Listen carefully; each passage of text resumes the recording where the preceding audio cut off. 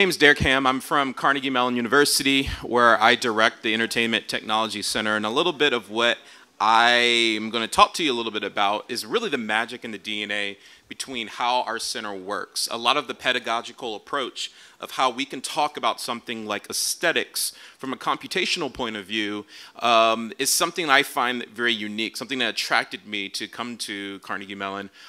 Just a little bit of a background, I will say it was the universe perfectly aligning, because much of the pedagogical approach that I'll share to you today about this was already and had been in existence at the ETC for the last 25 years. I mean, think about it. This is a place that teaches students the highest cutting edge of entertainment design, from location-based entertainment to game design to VR and XR. And it was founded by one professor from computer science and another professor that came from theater and drama.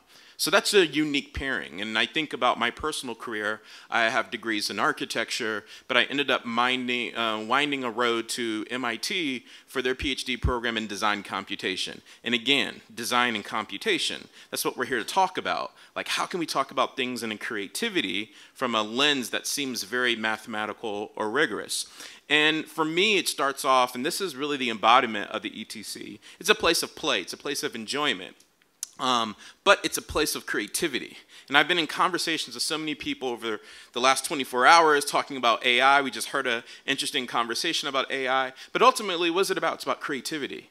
Like, that's really the question that we're trying to unlock. Can AI make us more creative? Or even vice versa, can AI create things that are creative?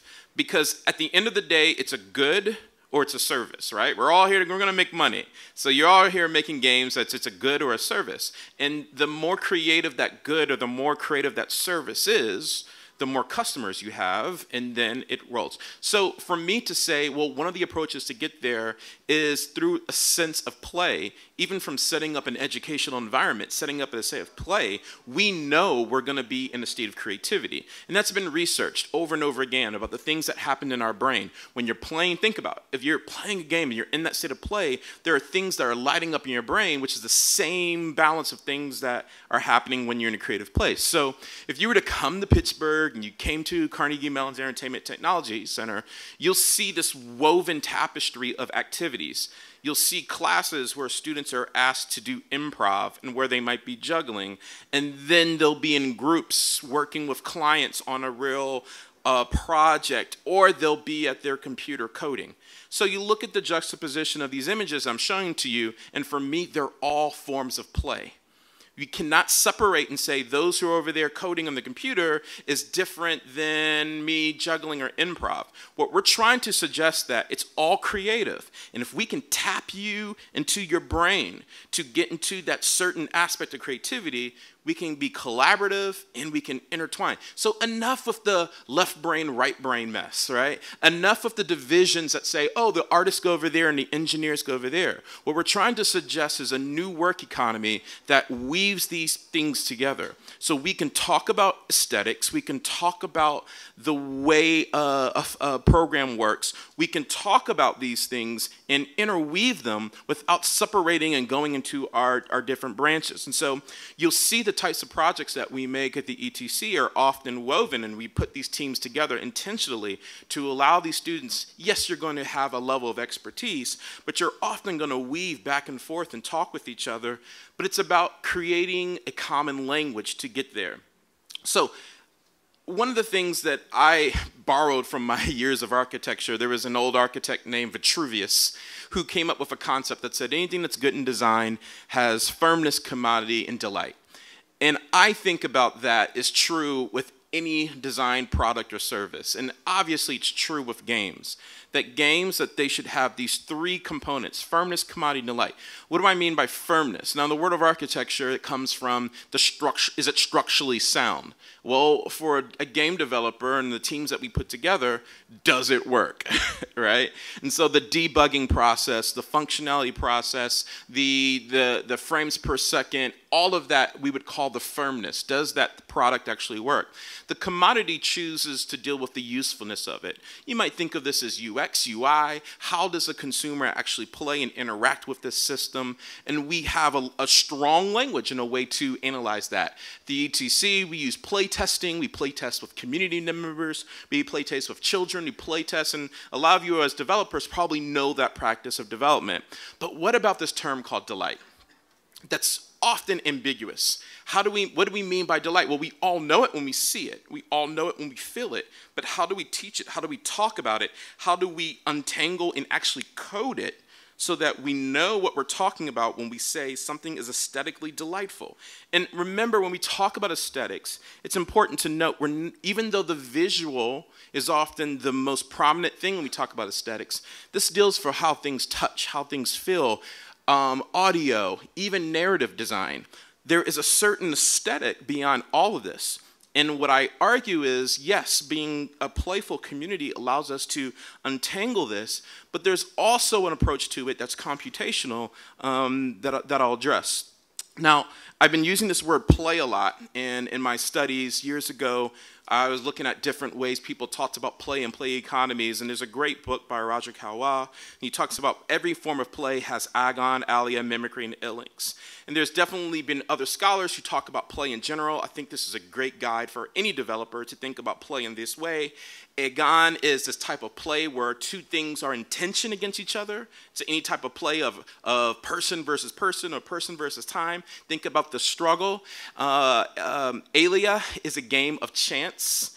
It's derived from the rolling dice. So if you think about Alia having these moments of unpredictability, chance. Mimicry, as it seems, it's a form of play where you take on the persona or take on the persona of someone else, or you role play. We can think about games that mix all those things together. But there was one term that was mentioned in the book that's always stuck with me. It's called ill-links. Now, on the surface, with a lot of people who reference ill-links in games, they talk about a dizzy state. Anyone who's seen children play, they giggle, they like to twist and turn, they like to, adults ride roller coasters, or they bungee jump, or even floating in the ocean with your eyes closed, or dare I say, taking hallucinogenic drugs, anything that people do to kind of put themselves in the dizzy state. But the actual term for the word ill-links is temporary moments of disrupted perception. Now think about that for a second. Think about this notion of temporary moments of disrupted perception. This is this idea that there is a form of creativity in play when we stop ourselves from thinking about what's normal and juxtaposition that thought with the abnormal.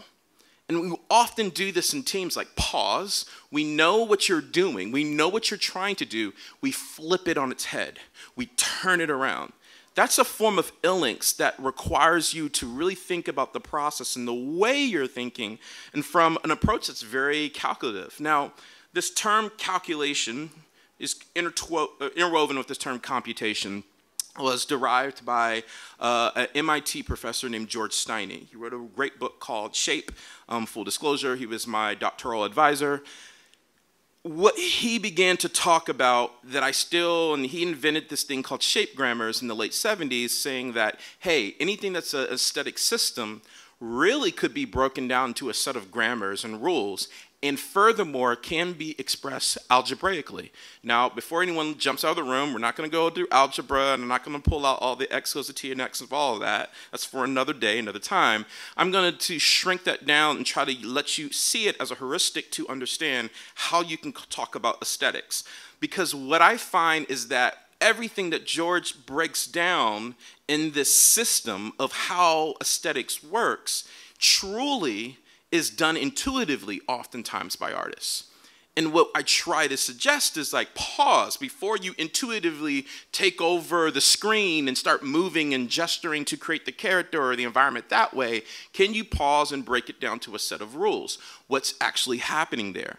And what you'll see if we break these things down, you'll see that there really is only a certain set of actions. And this is true with visual, this is true with audio, film editing, almost anything that we're talking about aesthetics really could be decentralized into a small set of gestures. And so this is what we mean. Design is part of calculation, it's part of play, part of it deals with copying, and a lot of it is interwoven for us to get to an act of creativity. For you to understand an aesthetic system this way, there's a couple of things that we have to do. The first, we have to break it down to understand, well, what's the variables, what rules am I applying to it, and what's the process? Think about math, for instance. Everyone understands that math is broken down this way, that there's this thing called variables, right? These are numbers, and that we apply rules to them, like addition, subtraction, you name it, and then we put a process to it and we get an outcome. Now, I'm not going to get into the wizardry of ChatGPT in this type of environment of getting it variables and rules, but in essence, it's the same thing. You feed it some variables, you feed it some instructions, some rules are carried out in the background, and ultimately, it spits out something. However, we often forget that these rules change depending upon the domain. So for instance, with words, yes, we can use letters that make words, and words put together sentence structure. Noam Chomsky was one of the first people to really break out how language is understood this way. But what about visual systems? What about audio systems? What about aesthetics? For us to get there, we have to understand that we can first pause and you think about the next time you're in a meeting and I'm not going to, well, really quick, how many of you are programmers in the room? I figured most. And how many are artists? Oh, wow, I didn't imagine that many artists in the room. So when these communities come together, and how many can testify, you don't speak the same language at the same time, right? So this is what we're getting to. How do we speak the same language? Well, I say that this system can help programmers, empower them to speak the language of designers, and vice versa, allow the artists to speak at a higher language that can be better respected and understood by the programmers. And I even say, and you look at this system, what's great is that you could take variables and the outcome is not always the sum of the parts. And that's the big difference between visual systems and more numeric. So for instance, 1 + 2 = 3, and then I say, well, 2 + 2 = what? Well, I'll say pause. It depends upon what context. Now, that's what an artist would say. An engineer would be like, what are you talking about? 2 + 2 always equals 4. And I'll show you from an artist's perspective, not necessarily. But we could still explain it through a system of rules.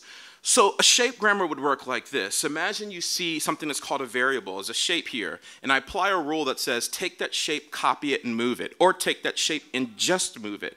I can take those two rules and like a symphony, like a song, apply these rules so I can get two different outcomes. So design 1 says I take the shape, I apply the first rule, then I see now how many squares? I see 3 squares, because the smaller square is actually a square that was formed, it was embedded. And then I can apply a rule to that. The same thing, if I take a square and I apply rule 1 and I grab that simple square there and apply the rule here, what I'm suggesting is that this is a system that allows us to play with the recipe, the components of the design. So before we start throwing things into the computer to say, spit this out, we can break this down very slowly and begin to play. Now, I'm showing you this with very simple geometry so you can kind of, in your mind, imagine how we can build the complexities of this for almost anything. When we talk about these things, start using new language, like transformations. What do we mean when we take something and translate it and slide it over? What do we mean when we do something and we reflect it? What do we do when we rotate it? And when we apply these types of rules, when we open up our eyes or open up our ears, if we're talking about music or sound, what we're suggesting is that the product of our calculations and our computations are greater than their sums.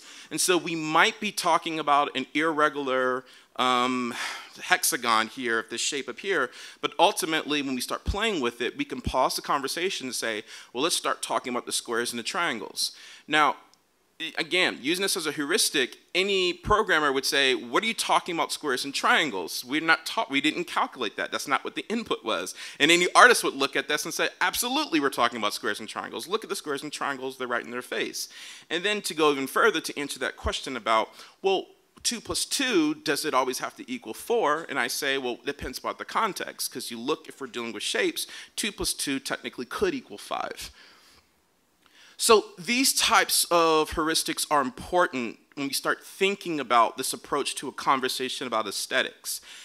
always pulling things apart to their set of rules. There's an exercise that I often do when I bring communities together. There was no time to implement this for this workshop, in which I give a team of designers and artists and everything in between a series of shapes and present them a pattern card, and I say, now put this together. And what you'll find on the very first exercise, if someone has the pattern and someone has those shapes, they have no clue on how to tell the other person to put it together. They're struggling. They're like, well, just make it look like a flower, and they're using all these flowery words or ways to describe it. Once they go through this exercise and we pull back and say, well, think about these in sets of grammars and rules. Think about the rule of reflection, the rule of rotation, the rule of sliding. You'll find that people will start to solve these much quicker. Why? Because we have a shared language. So look at this diagram, for instance. Designers will often go behind closed doors, and I say, okay, make a logo or an icon. They'll go behind closed doors, and they'll make the one in the top corner. And the team will come together and it's like, that's great, give us another version. They're like, oh, roll their eyes, all right. And they'll go behind closed doors and they'll come up with an option 2. All right, that's great. You see the problem with this, right?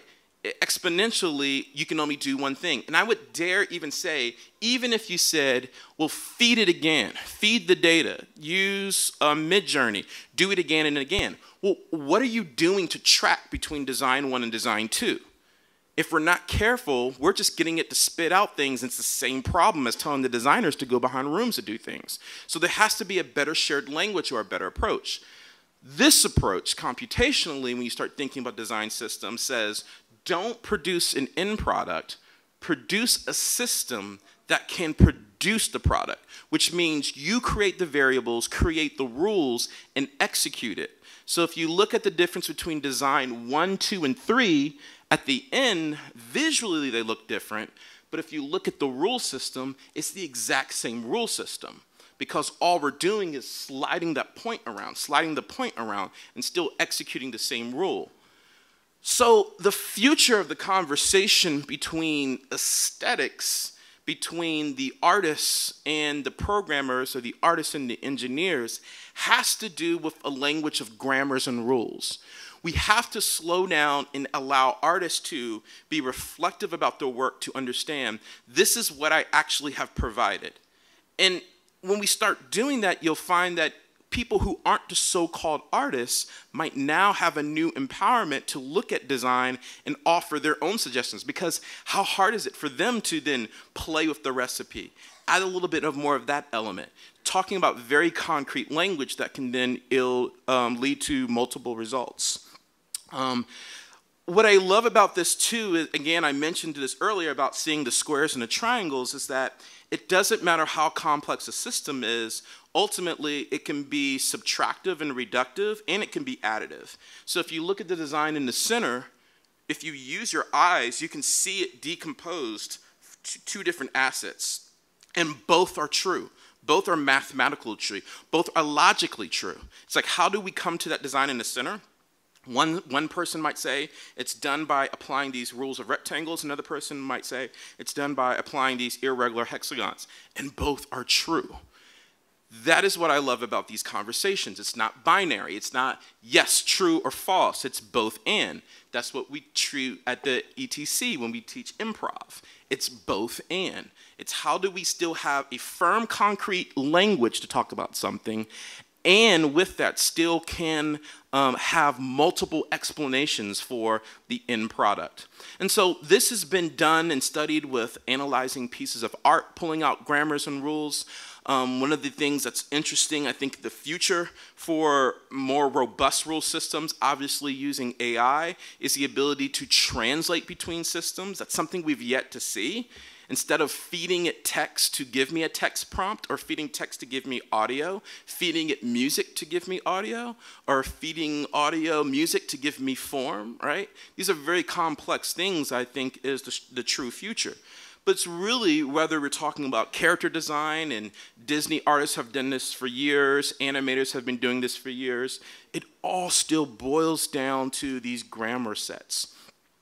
So last but not least, and I'll wrap up here just for if anyone had any questions or answers about either our pedagogical approach or how we execute this in some of our courses, I always say again, aesthetics is not just about the visual.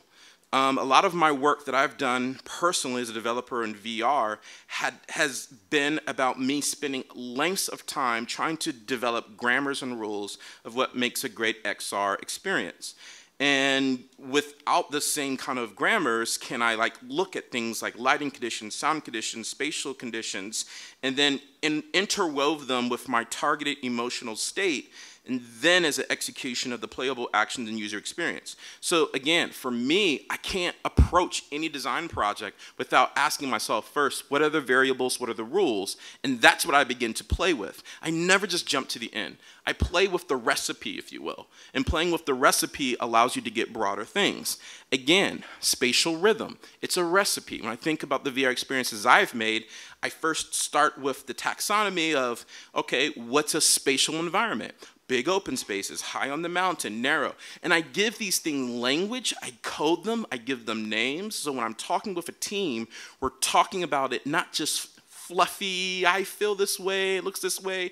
We can intentionally say, because of X, Y, and Z, we're going to get this, or we might get this. And that's just a different type of conversation for artists to start to have with programmers when you begin to do this. I've seen this very successful in my work, some of the XR work I've done, I Am a Man, Barnstormers, and doing play testing with it, all comes back to this simple system. When you're working with a team, first identify the variables. Identify what are the pieces and the components. These components do not have to be fixed. They can evolve. They can be emergent, if you will. 2, create and apply the rules. Decide on what the rules are. And again, improvisationally, rules can be made up through the process, because when you're putting the pieces together and you're having the conversation, all of a sudden you might see new variables, which then loops back into the whole system to apply new rules. Then you gradually build the complexity up. And again, I said, these things can change.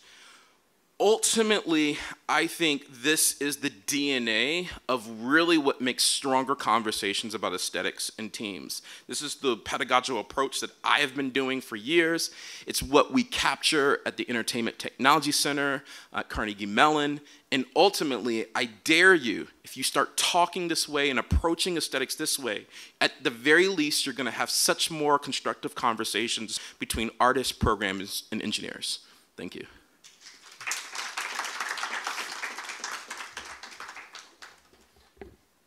And I tried to wrap that tight in a bow, like I said, because we're going with time, but definitely if there's some questions, I could definitely answer.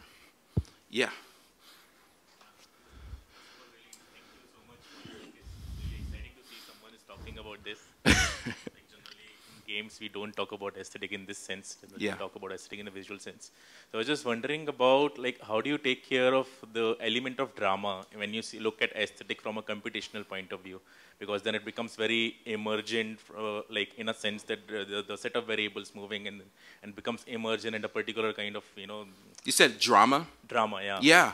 I think, again, I would see it's 2 ways to think about drama. Are you intentionally trying to build it in the experience, or is it a byproduct of pieces that come together? And I look at it as a byproduct of pieces together. So, like, you know, going back to this diagram here in the center, that's the drama, that's the dramatic moment, that's the thing. But you have to decode that to say, like, what are the elements that led up to that thing?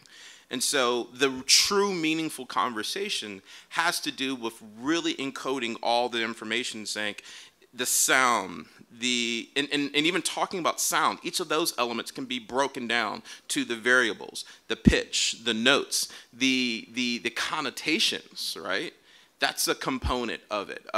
Because of time, I shortened my slide deck, but I'll jump to one that an image that I used to explain what you're talking about there.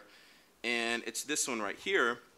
For the sake of time, I cut this out. But, you know, when we think about, and this is specifically with XR development, and this could easily be game development, we have our own receptors, and our receptors are our eyes, our hands as we're playing a game.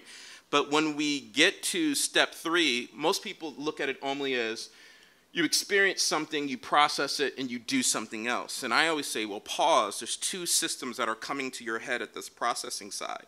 And one of them is called your aesthetic system, and one's called your sensory storage. So the sensory storage is very important because let's say in the case of any game that's on a screen that emulates what we actually do, it's amazing that there are games of football that people play on a mobile games and you're not kicking a ball at all, but yet you're highly embedded in playing FIFA. Like, how is that possible? It's because we have this sensory storage. Like, we know what's happening there. And so the aesthetic system, whether it's the sound and our sensory storage, are converging in a right way that makes me respond to say, this is very believable. This is a game. I'm playing football. And so we have to think about that when you talk about drama. What's happening here is you're saying, well, what's feeding into that? And that aesthetic system and your sensory storage now, which is embedded from your culture and your experiences, are colliding to then get that yielded response. Thank you so much. Yeah. Good afternoon. The talk was lovely. Could you please give me an example of the variables and the components you were talking about earlier, just so that I could map it a little bit? Yeah, exactly. So, on the lowest ways to think about a character development, the character design, I think the problem is and I deal with a lot of students, they only produce what they see. And because they don't know how to do anything from the very core ground up. So you give someone the challenge of developing a character stylistically, even as an approach. Unless you use this as a grammar approach from the very DNA of what a character could be, you're going to end up producing something Pixar, manga, all the typical genres and slight variations of it. And I think that's the problem with most of the image AI generation. It can't, you try it. You can't say, give me a stylistic character that's never been seen before. Well, everyone wants to do that because that's where the money. Don't do just that. Make it so it's successful. So that's what you say. Well, we hire an artist to do that.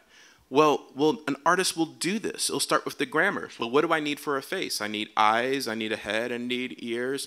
Do I need a nose? Maybe not.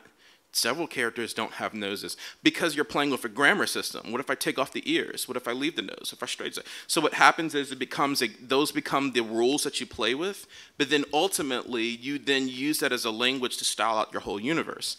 Now, that's low level. Disney has been doing that for years. Pixar has been doing that for years. They haven't articulated that into stages of computation.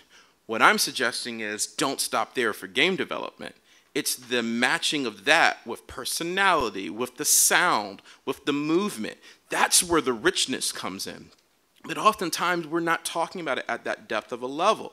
Sometimes it's just like, well, why does that character jump and move that way? Well, I don't know. When you tap A, it always jumps that way. You see, we have to go back to those core ways of understanding the variables and rules that lead to the experience instead of just accepting the things as they are. Thank you very much. And I think that's time. Oh, yeah, yeah. Lovely presentation. So I understood that you gave us a brief thing for quantizing aesthetic elements. That's it, right? So when you are new to this, you might get lost when I'm in a game development pipeline and I start doing this. So when's a good time to say this? I'm going into nonsense. This is basically making sense out of nonsense, right? Yeah. Yeah. So how can I tell this is a place I stop? That's usually the question for artists, because artists hate slowing down the process to make the rules. So if I use the metaphor of cooking, it's when do I start writing down my recipe? Every artist likes to go in a room, make a big mess, and then after a lot of trial and error say, ta-da, I made this dish.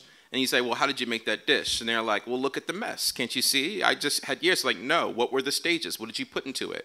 So I would argue is if you're not keen to starting off with rules and variables, then use it as a level of reflection at key moments in the stage. So early on, you're doing something, you pause. Okay, how do you analyze what you did? Well, easy. You could talk about it from variables and rules. And again, it doesn't matter if you're talking about something that's visual, something that's audio, something that's UX, or even something that's trying to analyze a script or a narrative. You could still look at all of those things and say, this is what's happening here. And so use it as a measure of reflectivity, but do it often if you're not keen to say, let me start off by setting up a system of the rules and the grammars to make the product. So it works both ways. Kind of makes sense. So I can't tell you like every 2 days or anything, right? It's just kind of do it often. There's a book called The Reflective Practitioner. It's a really good book that really teaches this idea of being reflective in your practice. Now, Donald Schoen doesn't go all the way to say express it in the way we're talking about expressing it. However, you should do that. The reflective practitioner pauses and thinks about what they're doing as they've done it, so that way they move forward on a deeper level. Kind of made sense, yeah. Yeah. Thank you. Yep. Sorry, we have a meeting. Yeah. Okay. Thank you so much.